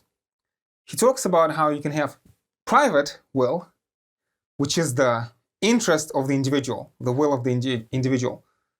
Corporate will refers to an interest of a subgroup or subsection of the population, maybe a factional interest. And then the general will, which is the common interest of society as a whole. Now, I think a very important way, the correct way to understand the general will is the following.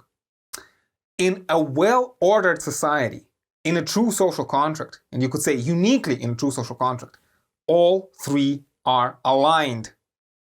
My private will is completely in line with my corporate will, and that one is in line with my general will. So I privately want to do exactly the same thing what the general will wants to do. And I feel the failure to understand, the alignment, the commonality of these three levels is sort of the biggest misconception among people who are trying to understand Rousseau. Right? So let's not make this mistake. So again, in a well-ordered society, these are aligned. But this is exactly the problem, because it's difficult to keep them in alignment. This is why we needed to have all of those specific conditions, and again, especially this miracle of the lawgiver. Because again, these short-sighted, narrow-minded bourgeois fail to see the commonality of interest. Sort of they often fail to perceive that they need to engage in a short-term sacrifice for the long-term benefit. But again, at the end of the day, I feel it's very important that for Rousseau, the individuals are never really asked to sacrifice themselves. So the paradigmatic example for Rousseau is always war. So in defense of your society, of course you risk your life in a true social contract. Because what is the alternative? Your society gets conquered and you become a slave?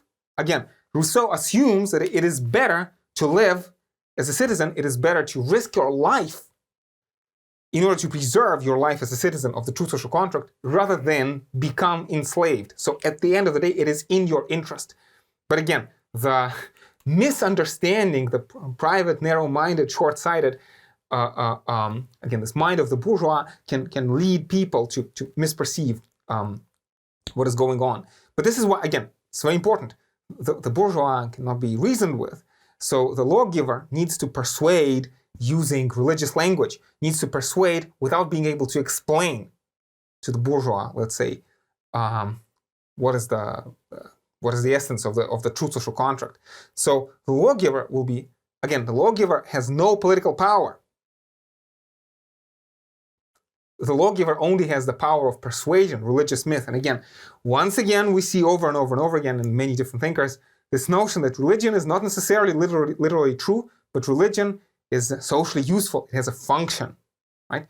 And the lawgiver uses religious metaphors in order to convince people who cannot be really rationally persuaded, to sort of jumpstart, bootstrap this creation of the true social contract of the general will. Although again, the difference between the true social contract and the evil contract is that there genuinely is a commonality of interest, and the lawgiver is a true lawgiver only if somehow they are able to intuit what is this general will, what is this common interest. Now, you could also ask about cosmopolitanism. And again, Locke is very much a cosmopolitan philosopher who believes in this kind of natural cosmopolitan law. And Rousseau is pessimistic about cosmopolitanism. First of all, Rousseau is going to say that cosmopolitanism is an achievement. Cosmopolitanism is artificial. It is the true social contract that allows the individuals to cultivate, not just the general will, but to cultivate a standpoint which is common to entire humanity. But it is, cosmopolitanism is artificial. It is an achievement. It is a great achievement. Only the citizens of great states can cultivate these cosmopolitan souls. But at the end of the day, again, Rousseau, because, again, of this strong assumption of homogeneity, which is necessary for the general will, Rousseau is completely pessimistic. Like he finds the notion of general society of all human beings to be completely implausible.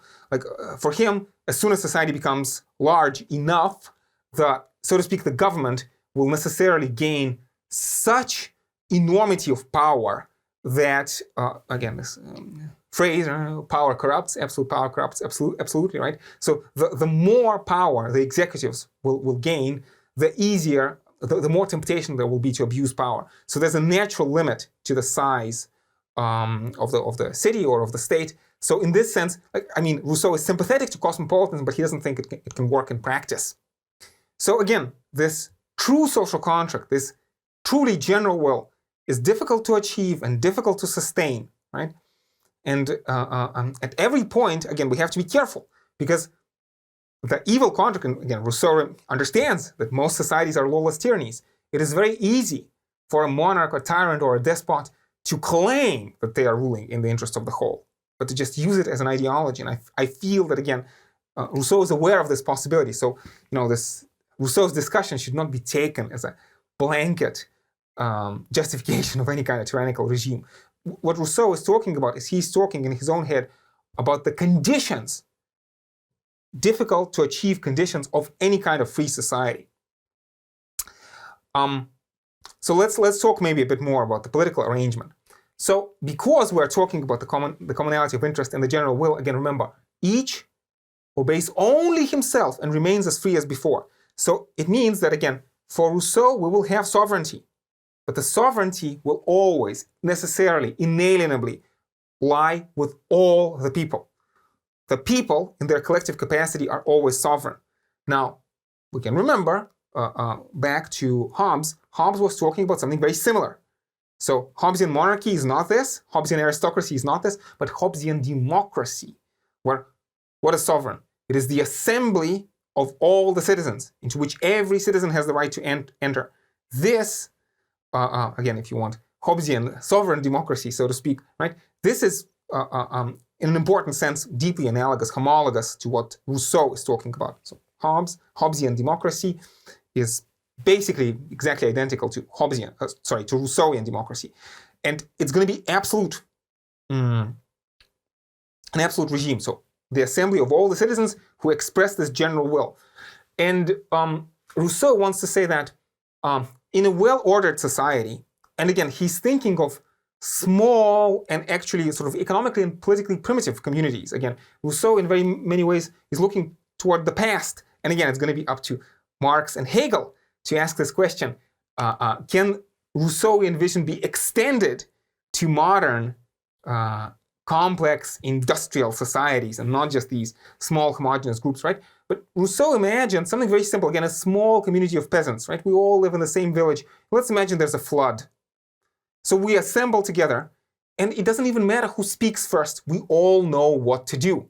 There's a flood, so we all need to go and dig ditches to drain the water, and we're all in this together. We're all in the same boat.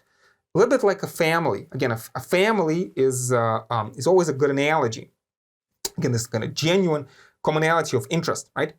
And Rousseau, well, I mean, he's going to talk about this notion of virtue, and Rousseau uses the word virtue in a very characteristic fashion. He kind of takes this nuances of the word virtue from Montesquieu.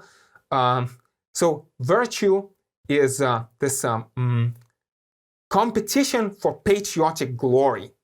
I think this is the easiest way to explain what virtue is for Montesquieu and Rousseau. Again, this is what they mean in a true social contract. Competition for patriotic glory. And actually, Amour propre makes an appearance here. Think back to Amour propre. So we said that Amour propre is the cause of the fall and the root of all evils, and to some extent it is. And among the bourgeois in the evil contract, Amour propre definitely is a deleterious thing. But in the true social contract, Amour propre is the basis of honor and is the basis of justice. This, again, competition for patriotic glory, competitiveness in who's going to be the best citizen. It's an important animating feature, right? Which, again, makes society possible, enables our common cooperation. And again, I feel that for Rousseau, there's always this notion of, again, true commonality of interest. That, again, I help you, let's say, dig a ditch in order to help us with the flood. I help you today because I know that tomorrow you will help me. We are together in the same boat.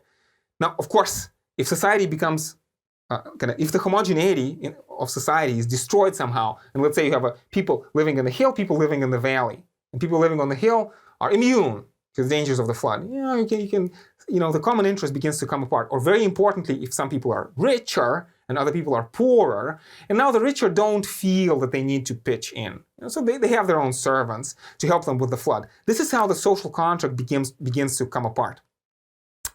And again, there's a very ominous and very dangerous phrase in Rousseau, this notion of forcing to be free. But again, I want to stress, I feel that there's an important difference for Rousseau between forcing and forcing to be free.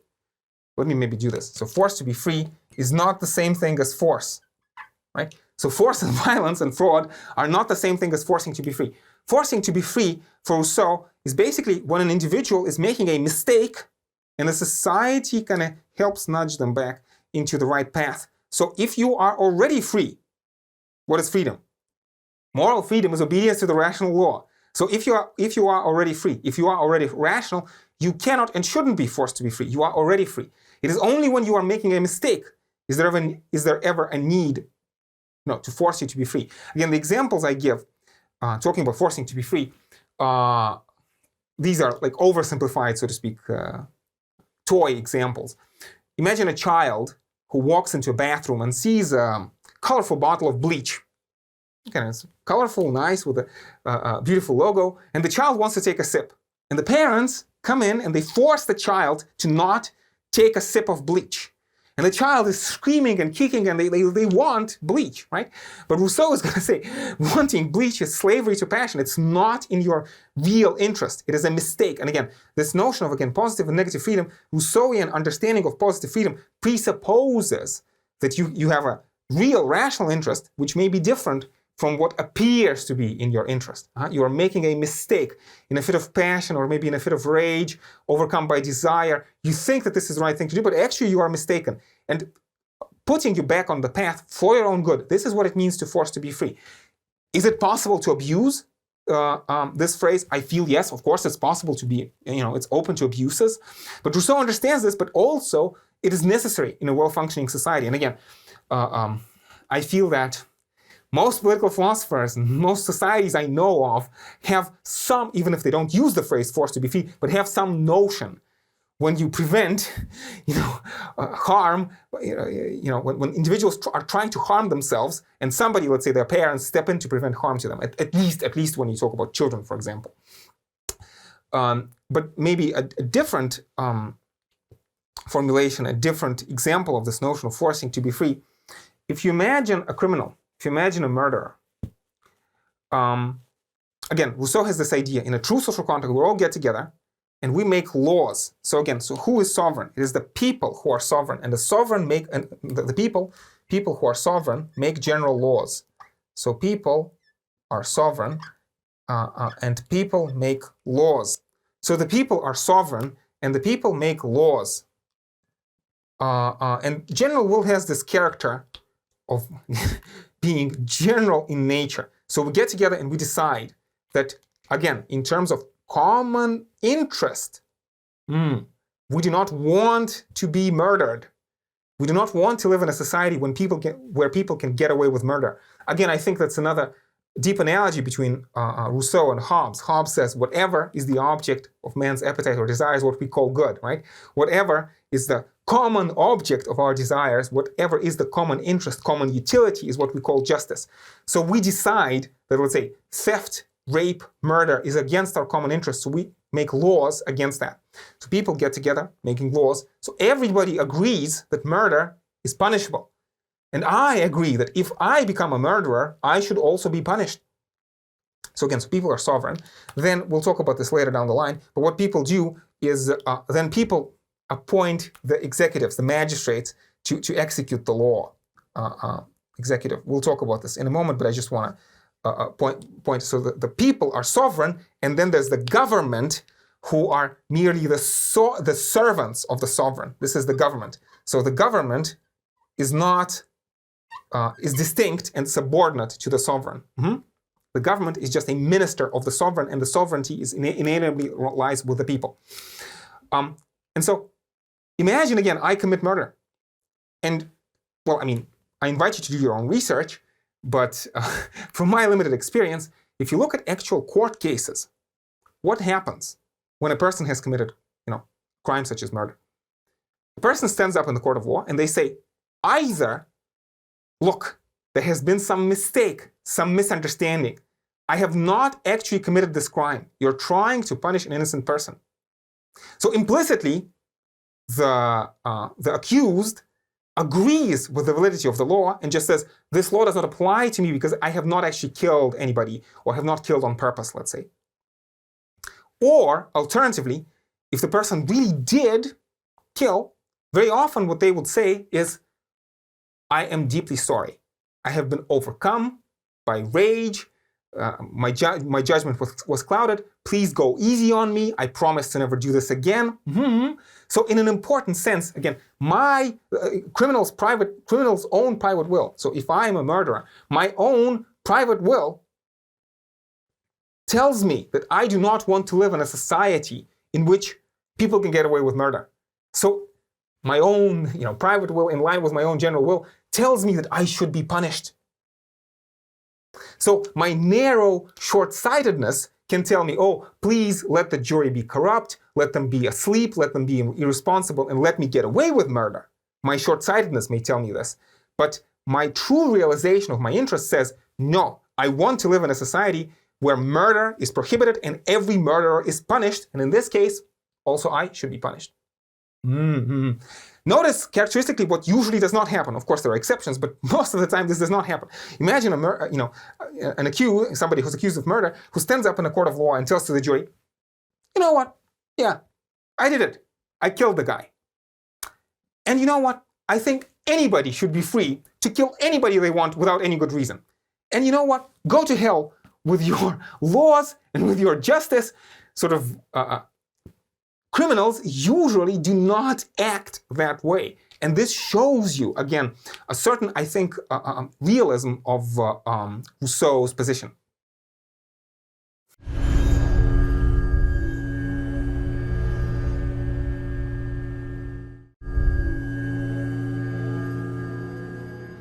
So we have so many topics to cover in Rousseau, unfortunately so little time. So I'm going to try to do a bit of an overview of the topics that by and large will have to fall outside of this lecture. So one issue is, people often talk about this again, this difference between will of all and the general will. In my reading, I want to insist that in a well-ordered society, the individual will is the same as the corporate will, is the same as the general will. So the will of all will be exactly the same as the general will. However, again, all true social contracts will degenerate, and in general what happens is, the biggest danger is that the executive, the government, abuses its power, and so the corporate will of the executive begins to digress from the general will, diverge from the general will, and so gradually, bit by bit, the will of all is no longer the same as the general will. One illustration I can give of this is, like, imagine, it's a strange example, but it works with students. Imagine a husband and a wife. The husband cheats on the wife, and the wife cheats on the husband.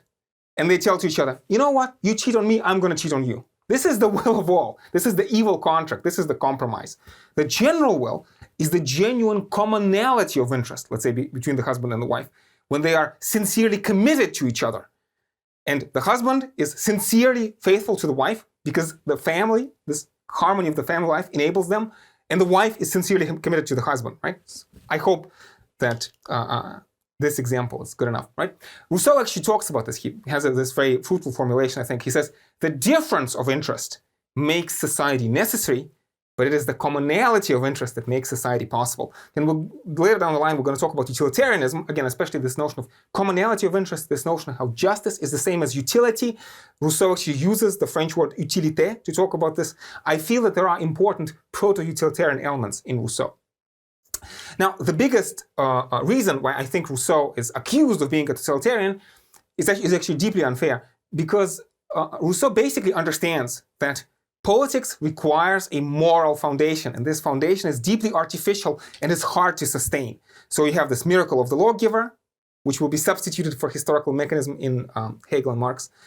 You also need censorship, and again, it's a potentially a long discussion. We mentioned censorship when we talked about Plato back in the day, but again, this is potentially a very long discussion, but let me just say this. All political philosophers I know of, all societies I know of, practice certain kind of censorship, to some extent, at least vis-a-vis children. Again, imagine if society allows movies or books that glorify gratuitous violence. Is that necessarily a good idea? It's hard to say. Probably not, right? Well, debatable point. This can be debated no end. But again, all, or at least the vast majority of political philosophers I know of, and vast majority of countries I know of, practice some kind of censorship. And again, on the part of Rousseau, I feel it's a testimony to his appreciation of the necessity of moral foundation for politics. You can have good laws, but if people have corrupt upbringing, nobody's gonna fulfill the laws anyway. So, this is a deep idea that later down the line will appear in Durkheim, for example. It's again the notion of non-contractual elements of contract.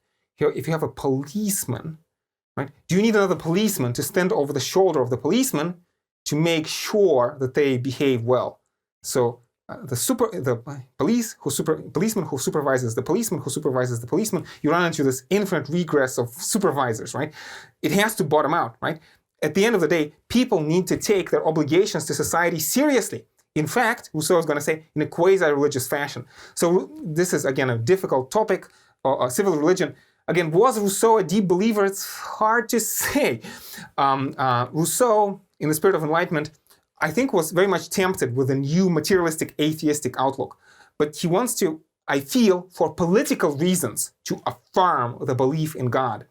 Now, Rousseau writes after the Reformation. So we're definitely talking about sort of kind of toleration. So it's very important for Rousseau that society has to be tolerant of all tolerant religions. Rousseau is deeply critical of the Catholic Church.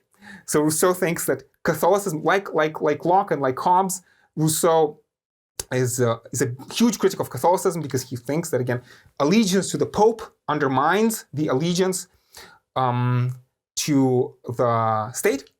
And also, Rousseau, like Machiavelli, is going to be very critical of what he thinks is the original Christianity. He thinks the original Christianity of the gospel, the Christianity of Jesus, has this otherworldly element. He says, Christians are simply passers-by. True Christians are simply passers-by in this world. They do not care about this life. They do not care about patriotism. Therefore, Christians naturally become slaves. It's impossible to have a true social contract made of true Christians, says Rousseau, echoing Machiavelli. And this is a deeply controversial point in Rousseau, for which his books were burned, and he himself was persecuted. But that's his position, and he grounds it. So basically, the idea of civil religion, in many ways, is something like the spirit of camaraderie. It's like, imagine the underdog, let's say a football team or something like that, or basketball team, the underdog, and the coach tells them, I believe that we will win. This is the kind of civil religion I feel that Rousseau is talking about. And likewise, there was a famous calamitous event in 1755, the Great Lisbon earthquake, which occasioned huge consternation because earthquake, fire, huge tidal waves, right? A lot of very good people, righteous people by anybody's standard, died in horrible circumstances, dying slowly under the rubble. And has a notion of problem of evil. Is this really a good world? And it's a complicated point, but my own reading of Rousseau is that Rousseau is skeptical as to whether there's really a God. There's really a providential God. Sometimes I get the vibes from reading Rousseau, not necessarily in the words that he says, but in the general spirit, that nature is sort of this, less this all-powerful male God, but more of a vulnerable female sort of mother whose capacity is limited. And yes, there's natural evil in the world because nature is just not strong enough. We do not live in a perfectly ordered society. But for patriotic purposes, we have to swear to conquer or die, right? For patriotic purposes, we affirm the sanctity of the social contract. We affirm that anybody who violates the social law, the social contract, the true social contract, will be damned to all eternity. And maybe for political reasons, we affirm the existence of providence. We affirm the existence of the afterlife, the blessedness of the righteous, and the damnation of the people who violate the social contract. So again, kind of, I think you can see very political character of Rousseau's theology. Not necessarily, again, a rational belief in God. Again, Rousseau himself seems to have been convinced by materialistic, atheistic arguments, but for political reasons affirms providence. We'll see something similar in Kant later down the line. But also, very importantly, right, when you talk about this moral foundation and these, again, dangerous points which are open to abuses, it's very easy to abuse these terms. And I feel that Rousseau understands it's easy to abuse them. But at the same time, for Rousseau, this is what it takes to have a free society. So at the end of the day, because society requires a moral foundation, you can ask this question about conservatism and revolution. Let me phrase it in the following fashion. Is there a right of revolution in Rousseau? And the answer is it's a very difficult topic. Because you see, obviously, the evil contract has no legitimacy. So because it's based on force and fraud, any kind of violent uprising is just as justified as the order against which this violent uprising is happening.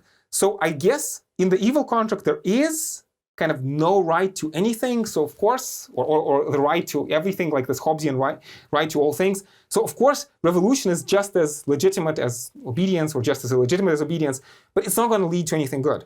The true social contract is not established through revolution. It is established through this miracle of the lawgiver. You need a moral foundation.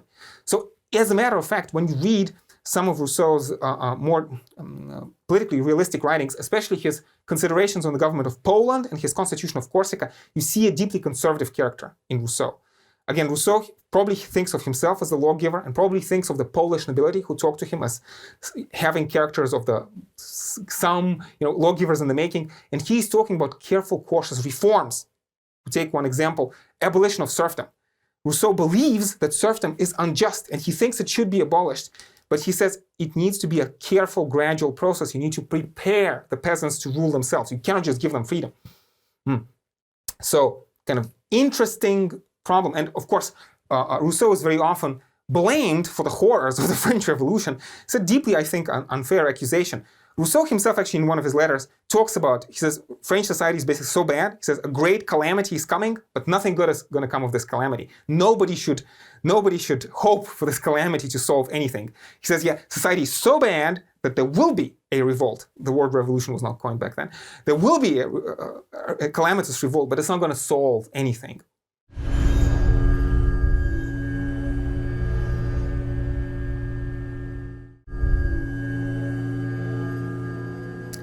So a technical point about the exact arrangement, exact political arrangement, constitutional arrangement that Rousseau has in mind.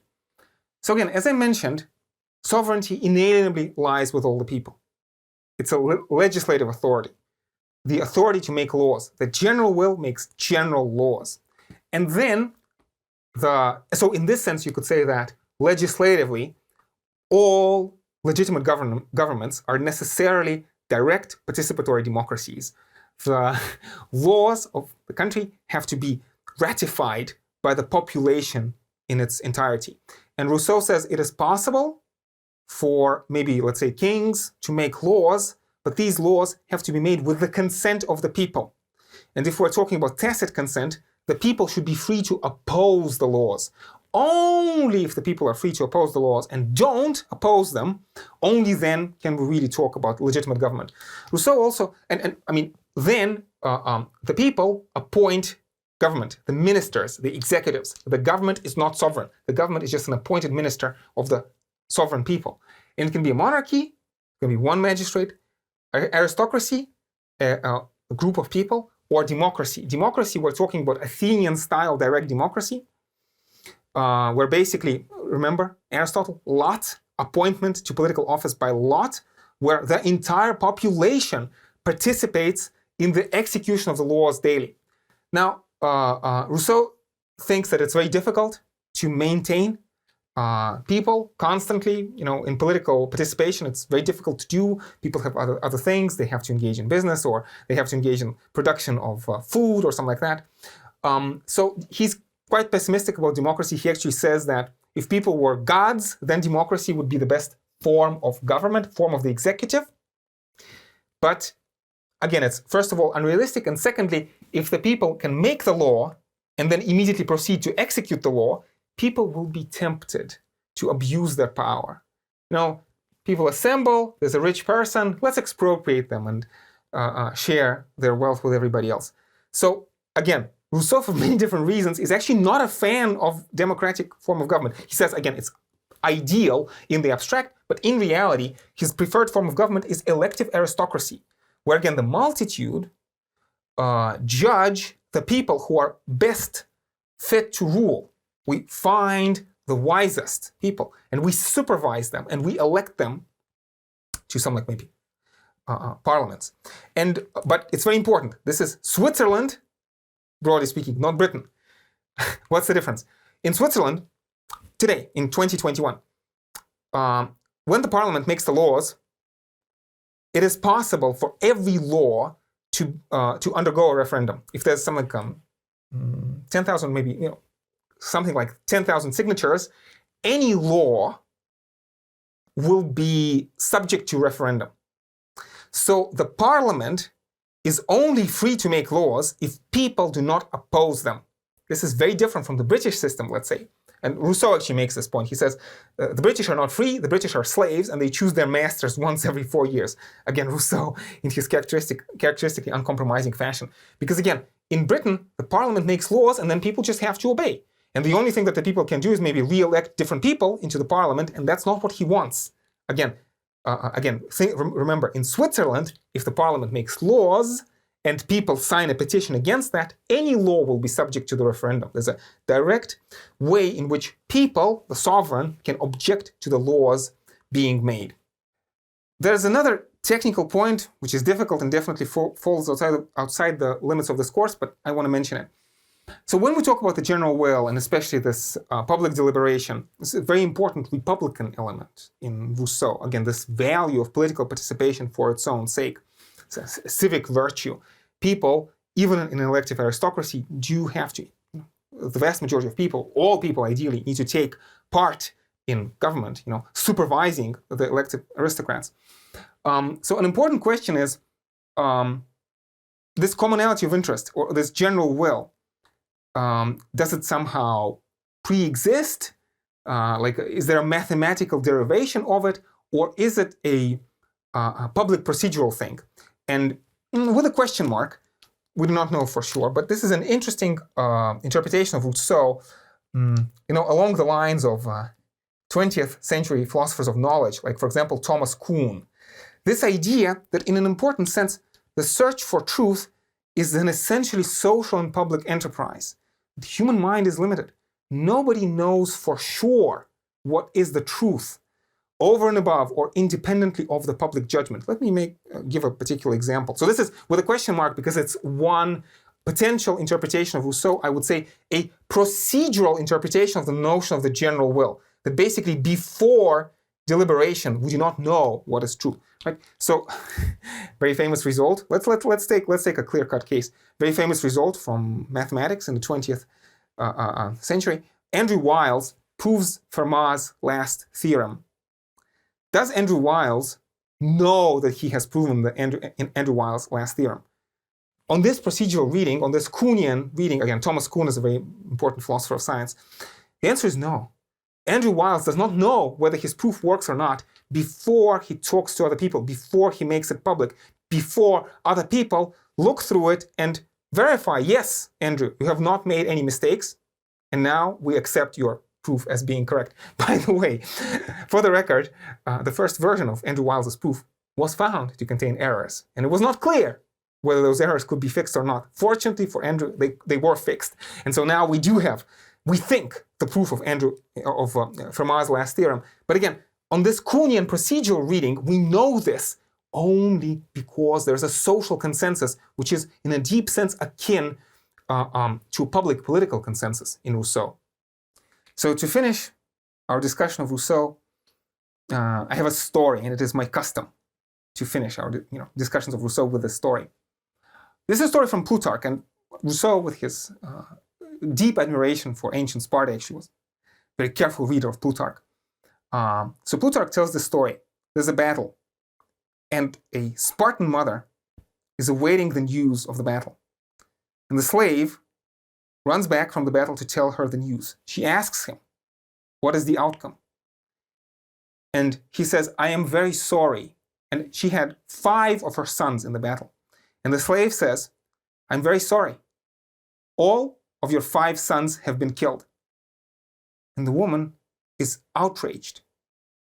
And the Spartan mother looks at the slave with utter contempt. And she says, base slave, that is not what I asked. Tell me, did we win? And the slave tells her, yes, we have won. And she goes and offers praise to the gods. Now, I feel in this short snippet, this is the essence of Rousseau's notion of the general will. Her sons have died in battle. But again, this deep insight that Rousseau has, or assumption if you want, that it is better to die as a free person than to live as a slave. In a true social contract, on the part of her sons, this is not sacrifice. And on the part of the Spartan mother, this is not her sacrifice. The sons and the mother prefer to risk their lives in order to live as free people, rather than surrendering and, saving their lives, but living as slaves. Not in any kind of society, but only in the true social contract is this true, sincere patriotism and not some kind of ideological indoctrination. The story of the Spartan mother is an ominous, dramatic story, but I think, again, it illustrates the key insight of Rousseau very well. Rousseau would want to say, this kind of patriotism is what it takes for us to be really free. In the words of Goethe, writing in the Faust, only those deserve freedom, who are prepared to risk their lives fighting for it daily. Rousseau says that if we want to be free, every day we have to stand up and look ourselves in the mirror and say, yes, I prefer dangerous freedom to comfortable slavery. And on this note, we finish our discussion of Rousseau. I hope you found stimulating. But in the later thinkers, we will see, I think, very importantly, a development of Rousseau's insights, Rousseauian project, and especially this question of whether this idea of the general will, this concept of the general will, can exist not only in these small homogeneous societies, but especially in the modern, complex, heterogeneous industrial societies. This is especially going to be the project of Hegel and Marx.